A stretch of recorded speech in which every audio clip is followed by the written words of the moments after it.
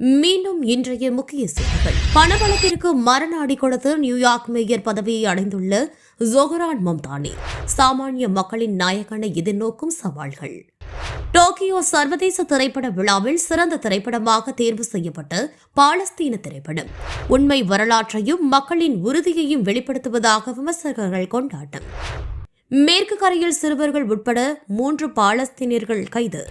அமைதி உடன்படிக்கையை மீறி காசாவில் தொடர் தாக்குதல். விரிவான செய்திகள். பல்வேறு தடைகளை கடந்து நியூயார்க் நகர மேயராக பதவியேற்றுள்ள ஜொஹ்ரான் மம்தானி முன்னிருக்கும் சவால்கள் என்ன? மம்தானியின் வெற்றி மற்றும் எதிர்கொள்ளும் சவால்கள் குறித்த ஒரு பார்வை. அமெரிக்காவின் நியூயார்க் நகரத்தின் மேயரை தேர்வு செய்வதற்கான தேர்தல் அந்நாட்டின் அதிபர் தேர்தலுக்கு நிகரான பரபரப்பையும் விறுவிறுப்பையும் பெற்றிருந்தது. 34 வயதான இந்திய வம்சாவளி முஸ்லிம் ஜொஹ்ரான் மம்தானியே இந்த விறுவிறுப்பிற்கு காரணம்.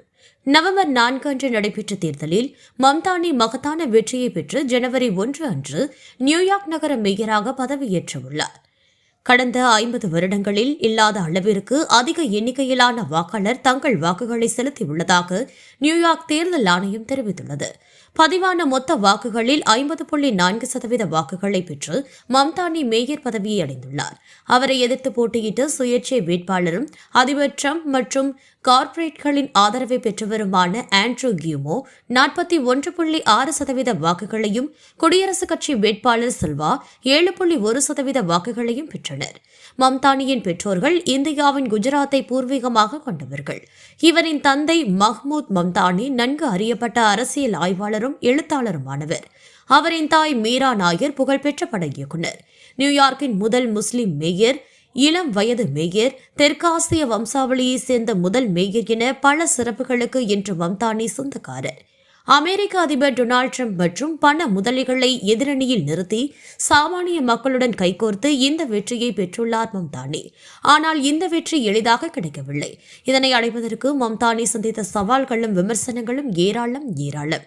நியூயார்க் நகரம் பலரும் செல்ல விரும்பும் கனவு நகரமானது.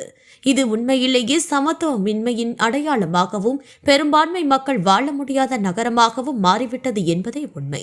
இந்த விவகாரங்களில் தைரியமாக கையில் எடுத்த மம்தானி வாடகை முறைப்படுத்துவது, இலவச குழந்தை பராமரிப்பு, இலவச பேருந்து, பணக்காரர்களுக்கு அதிகப்படியான வரிகள் என சாமானிய மக்களுக்கான வாக்குறுதிகளை வழங்கினார். நியூயார்க்கில் வாழ்வதே சவாலாக மாறிவிட்ட நிலையில் மம்தானியின் பிரச்சாரம் நல்ல வரவேற்பை பெற்றது. கார்ப்பரேட்களும் பணக்காரர்களும் இதை பார்த்து கொண்டு சும்மா இருப்பாங்களா?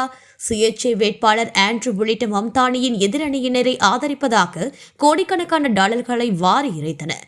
அமெரிக்காவின் 26 பணக்காரர்கள் மம்தானிக்கு எதிராக $22 மில்லியன் அதிகமாக செலவு செய்ததாக ஃபோர்ப்ஸ் பத்திரிகை தெரிவிக்கிறது. கார்ப்பரேட்களின் பிதாமகனான அதிபர் டிரம்ப் மம்தானிக்கு எதிராக கடுமையான விமர்சனங்களை முன்வைத்தார். தனது கட்சி வேட்பாளரை ஒதுக்கிவிட்டு மம்தானிக்கு போட்டியாக பார்க்கப்பட்ட சுயேட்சை வேட்பாளர் ஆண்ட்ரூவிற்கு ஆதரவை வழங்கினார். பொதுவுடைமை பைத்தியம் என்று கூட தனது சமூக ஊடக பதிவொன்றில் மம்தானியை குறிப்பிட்டார் டிரம்ப். தன்னை ஜனநாயக பொதுவுடைமைவாதி என்று அறிமுகம் செய்து கொள்ளும் மம்தானி எங்கேயும் எப்போதும் தனது முஸ்லிம் அடையாளத்தை மறைத்ததில்லை. முஸ்லிம் என்ற அடையாளத்தை வெளிப்படுத்த வேண்டாம் என்று தேர்தல் பிரச்சாரத்தின் போது கிடைத்த ஆலோசனைகளை ஆழமாக புறம் தள்ளினார். நியூயார்க் நகரம் அனைவருக்குமானது. அங்கு யாரும் தங்களின் அடையாளத்தை மறைக்க வேண்டிய அவசியம் இல்லை என்பதை தனது செயல்கள் மூலம் தெளிவாக உணர்த்தினார். மம்தானியின் பொது உடைமைவாதி அடையாளம் சிலருக்கு பிடிக்கவில்லை என்றால் அவரின் முஸ்லிம் அடையாளம் பலருக்கும் எரிச்சலை கொடுக்கிறது. அதனால்தான் அவர் பொது உடைமைவாதி என்று பெருமையுடன் கூறும் கம்யூனிசவாதிகள் அவர் முஸ்லிம் என்பதை சொல்வதற்கு ஏனோ தயக்கம் கொள்கின்றனர். அதேபோல தனது இந்திய பின்புலத்தை மம்தானி மறைத்ததில்லை. தனது வெற்றி உரையில் இந்தியாவின் முதல் பிரதமர் ஜவஹர்லால் நேருவின் வார்த்தைகளை அவர் மேற்கோள் காட்டினார். மம்தானியின் வெற்றி அவரின் சொந்த கட்சியான ஜனநாயக கட்சியிலும் சலசலப்புகளை ஏற்படுத்தியது.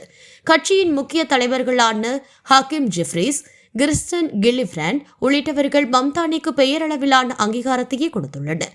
முன்னாள் அதிபர் பாரக் ஒபாமாவும் மம்தானியை வெளிப்படையாக ஆதரிக்கவில்லை. ஜனநாயகவாதிகளில் 22% மட்டுமே பொதுவுடைமை சித்தாந்தத்தை நோக்கி நகர்வதை ஆதரிப்பதாக சிபிஎஸ் நியூஸ் மேற்கொண்ட கருத்து கணிப்பு தெரிவிக்கிறது. 60% முதலாளித்துவம், பொது உடைமையையும் இணைந்த பொருளாதாரத்தை விரும்புகின்றனர். இந்த மாறுபட்ட சிந்தனைகள் மம்தானிக்கு சவாலாக இருக்கும் என்பதில் சந்தேகமில்லை. இலவச பேருந்து, பணக்காரர்களுக்கு அதிகப்படியான வரி விதிப்பு போன்ற வாக்குறுதிகளை நிறைவேற்றுவதற்கு கடும் நெருக்கடிகள் இருக்கும் என்பதை மறுப்பதற்கில்லை. மம்தானியின் வாக்குறுதிகளை நிறைவேற்ற முடியாதவை என்றும் அவர் பதவியேற்பதற்கு முன்னரே பொருளாதார வல்லுநர்கள் கருத்து தெரிவிக்க தொடங்கிவிட்டனர்.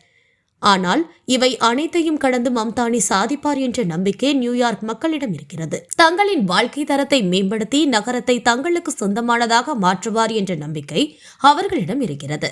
அதனால்தான் நியூயார்க் நகர யூதர்களும் தங்கள் மம்தானியின் கீழ் நிம்மதியாக வாழ முடியும் என்று நம்பிக்கை தெரிவித்துள்ளனர். பணபலத்தை எதிர்த்து வெற்றி பெற முடியாது என்ற சிந்தனைக்கு மம்தானியின் வெற்றி தெளிவான பதிலை கொடுத்துள்ளது. தடைகளையும் சோதனைகளையும் கடந்து அவரின் ஆட்சியும் தெளிவானதாக இருக்கும் என்ற மக்களின் நம்பிக்கை உண்மையாகட்டும். ஜப்பான் தலைநகர் டோக்கியோவில் நடைபெற்ற சர்வதேச திரைப்பட விழாவில் பாலஸ்தீன் 36 சிறந்த திரைப்படமாக தேர்வு செய்யப்பட்டுள்ளது. வரலாறு மறக்கடிக்கப்படும் காலத்தில் உண்மையை வெளிச்சத்திற்கு கொண்டு வரும் திரைப்படம். 1936 ஆங்கிலேய காலனி ஆதிக்கம் மற்றும் சட்டவிரோத யூத குடியேற்றவாசிகளுக்கு எதிரான பாலஸ்தீன மக்களின் எதிர்ப்பு போராட்டங்களை மையமாக வைத்து இத்திரைப்படம் எடுக்கப்பட்டுள்ளது. பாலஸ்தீன இயக்குநர் அனிமெரே ஜாசிர் இப்படத்தை இயக்கியுள்ளார். சிறந்த படத்திற்கான பரிசு தொகையாக 30 லட்சம் ஜப்பானிய யென்கள், இந்திய மதிப்பில் 18 லட்சம் ரூபாய் இத்திரைப்படத்திற்கு வழங்கப்பட்டுள்ளது. இந்த விருது தனக்கும் தனது குழுவினருக்கும் மிக பெரும் கௌரவத்தை கொடுத்துள்ளதாக ஜாசிர் தெரிவித்துள்ளார். வரலாற்றை வலிமையான கதை சொல்லும் திறனுடன் உணர்வு பூர்வமாக வெளிப்படுத்தியுள்ளதாக திரைப்பட விமர்சகர்கள் தெரிவித்துள்ளனர். பாசிச ஐரோப்பாவில் இருந்து லட்சக்கணக்கில் யூதர்கள் வெளியேற்றப்பட்ட நிலையில் அவர்கள் பாலஸ்தீனை நோக்கி அலையலையாக படையெடுத்தனர். ஐரோப்பிய நாடுகள் இதற்கு முழுமையான ஒத்துழைப்பை வழங்கி வந்தன. பாலஸ்தீனை கட்டுப்பாட்டில் வைத்திருந்த ஆங்கிலேய ஏகாதிபத்தியம் யூதர்கள் குடியமர்வதற்கான அனைத்து உதவிகளையும் செய்தது. காலனி ஆதிக்கம் மற்றும் சட்டவிரோத யூத குடியேற்றங்களுக்கு எதிராக நடத்தப்பட்ட பாலஸ்தீன மக்களின் எழுச்சி போராட்டங்களை இத்திரைப்படம் பதிவு செய்துள்ளது. கிராமத்தில் வாழும் யூசுப் என்ற இளைஞனின் வழியாக இந்த வரலாறு சொல்லப்படுகிறது. பாலஸ்தீன ஆக்கிரமிப்பின் தோற்றத்தை மட்டுமின்றி எதிர்ப்பு போராட்டத்தின் தோற்றத்தையும் திரைப்படம் பதிவு செய்துள்ளதாக மக்கள் தெரிவிக்கின்றனர். பல கதைக்களங்களை திரைப்படம் கொண்டிருந்தாலும் மக்களின் கவனம் திசை திரும்பாமல் இறுதி வரை செல்வதாக மற்றொரு விமர்சகர் தெரிவித்துள்ளார். அனைத்திற்கும் மேலாக மனிதநேய பார்வையை வழங்கும் இத்திரைப்படம் மண் மீதான மக்களின் நேசத்தையும் மகத்தான முறையில் பதிவு செய்துள்ளதாக குறிப்பிட்டுள்ளார். பாலஸ்தீன நிலத்தை பெரும்பாலும் பயங்கரவாதத்துடன் தொடர்புபடுத்தி ஹாலிவுட் திரைப்படங்கள் வெளிவரும் சூழலில் இத்திரைப்படம் அந்த பிம்பத்தை உடைத்து நொறுக்குவதுடன் உண்மையான வரலாற்றையும் பதிவு செய்துள்ளது. பாலஸ்தீனின் மேற்கு கரையில் இரவு நேர சோதனை மேற்கொண்ட இஸ்ரேலிய ராணுவத்தினர் 2 சிறுவர்கள் உட்பட 3 கைது செய்துள்ளனர். காசாவில் மேலும் 2 பாலஸ்தீனியர்கள் சுட்டுக் கொலை. பாலஸ்தீனின் மேற்கு கரை பகுதியின் பல பகுதிகளில் இரவு நேரத்தில் இஸ்ரேலிய ராணுவத்தினர் சோதனை மேற்கொண்டனர். 12 மணி நேரம் நடைபெற்ற இந்த சோதனையின் போது பாலஸ்தீனியர்களின் சில சொத்துக்களும் இடிக்கப்பட்டன. அப்போது துபாஸ் பகுதியில் உள்ள ஒரு வீட்டின் சோதனையை மேற்கொண்ட இஸ்ரேலிய ராணுவத்தினர் அங்கிருந்த 17 வயது அப்துல் காதர் தபாப் ரேஹே மற்றும் 16 வயது இப்ராஹிம் கலீல் ஆகியோரை கைது செய்தனர். பின்னர் அருகிலுள்ள தமுன் நகரத்தில் இருந்து 37 வயது அசத் பிரசாத் என்பவரையும் கைது செய்துள்ளனர். பாலஸ்தீனிய சிறைவாசிகள் அமைப்பு இந்த கைதிகளை உறுதிப்படுத்தியுள்ளது. இத்தகைய சோதனைகளும் கைதுகளும் மேற்கு கரையில் தினம்தோறும் நடைபெற்று வருகின்றன. ஒருபுறம் சமாதான உடன்படிக்கையின் பெயரில் பாலஸ்தீன சிறைவாசிகளை விடுதலை செய்யும் இஸ்ரேல், மறுபுறம் அதைவிட அதிக எண்ணிக்கையில் அவர்களை கைது செய்து வருகிறது. இதனிடையே காசாவின் தெற்கு பகுதியில் இஸ்ரேலிய ராணுவத்தினர் குண்டு வீச்சில் ஈடுபட்டதாகவும் கட்டிடங்களை இடித்ததாகவும் அல் ஜாசீரா செய்தி வெளியிட்டுள்ளது. மத்திய காசாவின் இருவேறு சம்பவங்களில் 2 பாலஸ்தீனியர்களை இஸ்ரேலிய படையினர் சுட்டுக் கொன்றனர். அமைதி உடன்படிக்கை ஏற்பட்ட பின்னரும் காசாவில் இஸ்ரேலிய படையினர் தொடர்ந்து அத்துமீறல்களில் ஈடுபட்டு வருகின்றனர். அடுத்ததாக விரைவுச் செய்திகள்.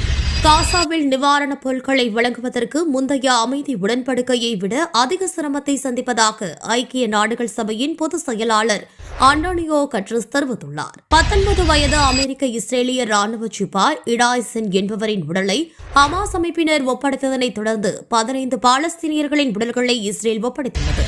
மீண்டும் இன்றைய முக்கிய செய்திகள். பணபலத்திற்கு மரண அடி கொடுத்து நியூயார்க் மேயர் பதவியை அடைந்துள்ள ஜொஹ்ரான் மம்தானி, சாமானிய மக்களின் நாயகனை எதிர்நோக்கும் சவால்கள்.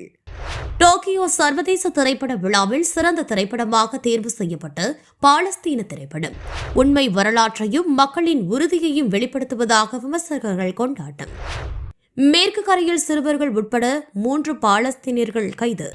அமைதி உடன்படிக்கையை மீறி காசாவில் தொடர் தாக்குதல்.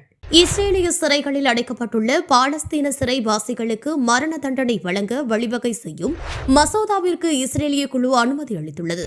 பாலஸ்தீனின் காசா மற்றும் மேற்கு கரை பகுதிகளை இணைக்க வேண்டும் என்று ஐக்கிய நாடுகள் சபை பொதுச் செயலாளர் ஆண்டனியோ கட்ரஸ் ஆலோசனை தெரிவித்துள்ளார்.